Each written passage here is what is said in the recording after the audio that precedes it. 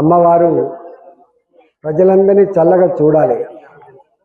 ఇది ప్రతి గ్రామస్తుల ప్రతి కుటుంబ సంకల్పం. అది ఇవాళ అట్లాంటి గ్రామ ప్రజల రక్షణ కోసం గ్రామ ప్రజల్ని చల్లగా చూడాలని చెప్పి ఇవాళ నల్లపోచమ్మ తల్లి అంతే కదా గారు ముత్యాలమ్మ ఇలా ఇద్దరి అమ్మవారిని ప్రతిష్ఠించుకొని రేపు ఏ విఘ్నాలు రాకుండా ఏ కష్టాలు రాకుండా మా గ్రామ ప్రజలందరినీ కూడా చల్లగా చూడాలని చెప్పి అమ్మవారిని నేను కూడా మొక్కులు చెల్లించుకోవడం జరిగింది.